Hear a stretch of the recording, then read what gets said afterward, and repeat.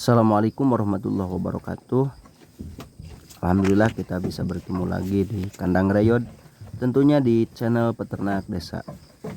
Dan untuk konten kali ini insya Allah saya akan membahas tentang anakan domba yang kerdil. Penyebab domba ataupun anakan domba yang kerdil itu disebabkan oleh beberapa faktor. Di antaranya penyebab domba kerdil itu yang pertama faktor genetik ataupun faktor turunan ya. Biasanya anakan domba yang kecil itu, yang kerdil itu dilahirkan dari indukan yang kecil juga. Tapi perlu diingat, tidak semua anakan domba yang kerdil dilahirkan dari indukan yang kecil, tidak semua ya. Karena ada juga indukan domba yang kecil tapi anaknya besar. Bahkan ada juga indukan domba yang besar, anaknya kecil sesuai dengan video yang saya buat kali ini. Ini namanya si unyil. Si unyil ini usianya hampir 5 bulan, tapi badannya masih kecil ya, tanduknya masih kecil. Padahal jika kita melihat indukan si unyil ini sangat besar ya. Badannya besar, tanduknya panjang ya, indukannya.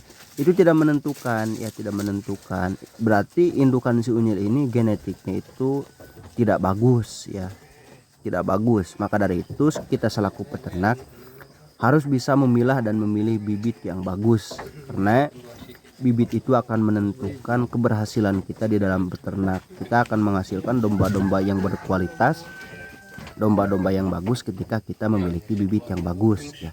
Itu faktor yang pertama. Faktor yang kedua yang menyebabkan anakan domba kerdil itu disebabkan oleh kawin sedara ya. Kawin sedara. Kawin sedara itu semisal induk domba dikawini oleh anaknya, ataupun kalau kata istilah bapaknya mengawini anaknya. Ada juga saya ambil contoh seperti memiliki dua anakan domba dari satu indukan, satu jantan, satu betina. Lalu setelah domba itu besar kita kawinkan ya. Istilah Sunda itu adilanceuk. Kita kawinkan ya.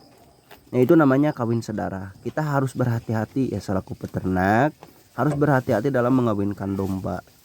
Ketika kita mengawinkan domba sedara, bukan hanya kerdil ya anaknya, tapi akan ada banyak kendala-kendala yang lain yang sudah saya alami selama saya beternak. Dulu saya pernah bahkan sering mengawinkan domba sedara, ya dikawinkan domba sedara. Ternyata setiap anak domba itu melahirkan pasti gagal. Biasanya gugur di dalam kandungan. Kalau tidak gugur biasanya pas ketika dilahirkan itu langsung mati. Kadang-kadang ada juga yang hidup ketika baru umur 1 bulan dombanya lumpuh.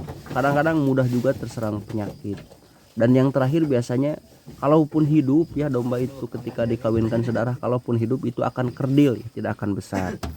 Kita harus bisa menjaga ya selaku peternak, karena itu juga akan menentukan kita di dalam beternak domba, akan menentukan keberhasilan kita di dalam beternak domba. Untuk menghasilkan domba yang berkualitas, hindarilah kawin sedara.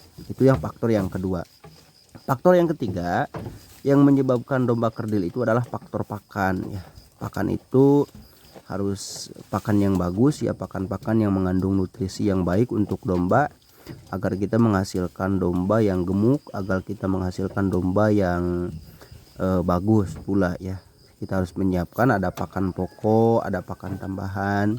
Pakan pokok itu semisal hijauan ya, rumputan, dedaunan. Pakan tambahan itu semisal ampas tahu. Kalau tidak ada kita bisa kasih pakan tambahan yang alami saja ya, semisal buah pepaya yang masih muda. Ada juga buah labu dan yang lainnya semacam singkong ya. Pakan tambahan kita harus memberi skala besar, banyak. Kalau pakan tambahan ya tidak usah banyak, asal diberikan setiap hari ya. Yang terakhir yang menyebabkan domba kerdil itu disebabkan oleh penyakit, yaitu juga penyakit akan menyebabkan domba kita kerdil jika kita tidak bisa mengobati, semisal domba itu cacingan ataupun domba itu mencret ataupun penyakit-penyakit yang lainnya. Yaitulah penyebab domba kerdil sesuai pengalaman saya selama beternak, yaitu harus kita perhatikan selaku peternak jika kita ingin memiliki domba-domba yang berkualitas. Mudah-mudahan bermanfaat untuk semua para pemirsa ya.